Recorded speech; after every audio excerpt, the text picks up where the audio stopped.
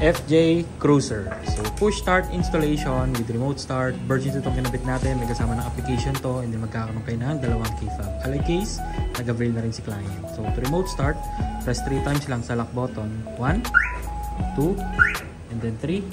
Start na yan. Pag lumapit kayo dyan, automatic unlock na rin yung car nyo. Papasok na lang sa kotse nyo to drive it. Okay?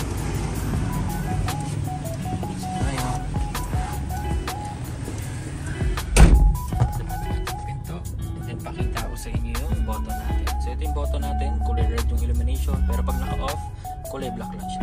Kapag accidentally na pindot, hindi po siya mamamatay. Okay? Yeah. Automatic transmission, park luggage, tsaka handbrake. Kasi kapag naka-driver, naka-reverse, hindi siya mapapag-start po. And then after 10 seconds pa lang na tumapa ka sa brake, auto lock lahat ng doors, and then even naka-andar, pwede ka mag-unlock, pwede ka mag-lock sa key fob. Okay?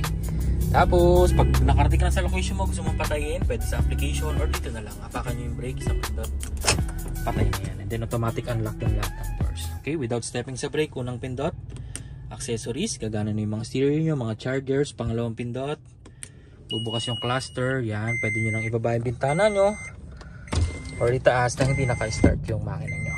Okay, pangatlo, patay. Pag gusto nyo mag-start dito, pwede rin, apak sa brake, isang pindot,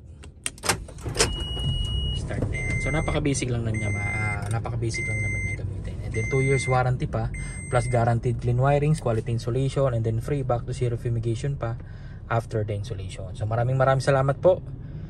Bye-bye.